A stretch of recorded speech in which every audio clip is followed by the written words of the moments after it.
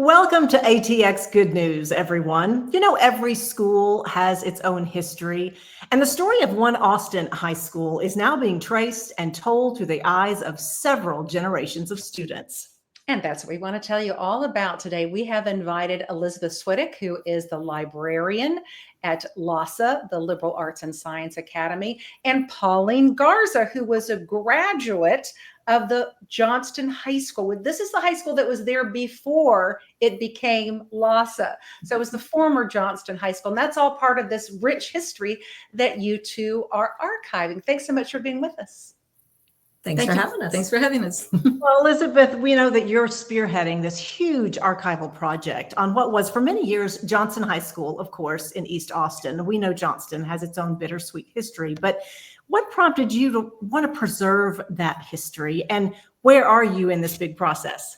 We're maybe midway through the process, maybe a third of the way through. Well, when we moved onto the campus close to 5 years ago now, the librarian before me at Eastside had pulled together all of the materials from Johnston High School, which closed, several decades ago, all in one place. And so I kind of looked at it, organized a little bit. And one of the things in particular were a bunch of scrapbooks that the senior classes from 1961 to about 1970 had created. Just these beautiful scrapbooks that were in really horrible shape. And so with my background in archives, before I became a school librarian, I looked at them and thought, oh my gosh, something needs to be done with these. I thought they were waterlogged, actually, and that they had dried, completely crinkled, pages crinkled up and everything. But, we were busy. We just moved on to a campus and didn't really have the time. But that's what prompted this project. And then you actually have a kind of an example there of some of the clippings and pictures. And Pauline, if you want to talk about how you got involved and how this became a joint project, because you were having your 50th reunion for your class from 1973. Yes, we were having the reunion and looking for information. My classmates there, Barbara, Lily, and Josie, they were helping us out to find some of our classmates and look at some of the history from our years. And that's when we noticed what Elizabeth was saying, how badly damaged some of those scrapbooks were getting to be. And we made it a mission to come back after we had our reunion. So we've been coming back ever since. And you've also have gotten some of those current clippings? Oh, sorry. No, I was going to go ahead and show us some of the clippings. We only got to see a couple. Well, this is 1963, and the pages were actually really quite crinkled. You can see that they're really acidic. The Scotch tape that was used on them no longer is adhesive. So we scanned everything in C2 first, had to flatten everything out before it could be scanned. We used old COVID plexiglass shields. And so 2 to 3, 4 of us would be holding while one person was scanning, just to get it flat enough to get a nice image. And then the images, the scans of each yearbook, you can see on our website. And now everything is living in, each page is interleaved with acid-free paper. So in between each of these brown pages that you see, there's actually paper that will then, in theory, kind of soak up the acidic juices that are coming out of newspapers. Newspaper wasn't meant to stick around. It was not really cleaned and washed before being printed on. So there's a lot of acidic ink and stuff in the paper. So these are being preserved in Hollinger boxes so that people can continue to look at the originals, and then the PDF scans are online for everybody to see. So much detail and work going into all of that, and I can tell so much care as well. Now we want to make sure people understand how the current generation is involved in this project as well. So you see some of them there. How are they taking part? So that came about in the spring. One of our teachers who teaches a class called AP Seminar, which is a research skills class, she would come in through periodically, and she had met Pauline and maybe Josie, and she knew that we were working on this project just, kind of as we could, occasional Wednesdays here and there. And the class was going to be studying Austin neighborhoods, Austin ISD, and she really wanted them to get some hands-on work and kind of understand the history of AISD from specific site location. And so they worked with us through 2 weeks in November. And so we had discussions on like, what is legacy and who should have access to this legacy. So it's Johnston High School's legacy. It was Johnston High School's school, these students, it was their school. They have memories. We now inhabit the place. Do we have equal access to these memories? Where are the memories? Where are their physical locations? So we had really great discussions, and then the students broke up. And so half conducted oral history interviews, which we are still conducting. So if you want to do an oral history interview, let us know. And then half worked in the archives, because even though we've scanned these PDFs, they're not searchable by name. So then half the kids worked on some still scanning things that we hadn't gotten to, discovering new photos and newspapers that Pauline and I hadn't even, dug into yet. And then creating searchable documents that will go along with these PDFs so that, kids, grandkids, nieces and nephews can look up their family members and see their scrapbooks from the 60s and 70s. And that's kind of the beauty of this, is the generational aspect that people are going to be learning. Talk about these two pictures that we've popped up. Pauline, do you want to yes. The gentleman in front of you is Coach Tony Castillo. He was a student, one of the first students here at Johnston in the 60s. In 61, the school opened in 60.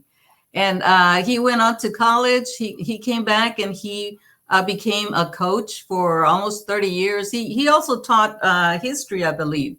But he was also named at the Pan Am Center. They put up a plaque for him because he's done so much community work. And then this is this must be a former cheerleader holding her megaphone. Yes, and you can see her name on that horn. It's Minnie Espinosa. She was a cheerleader.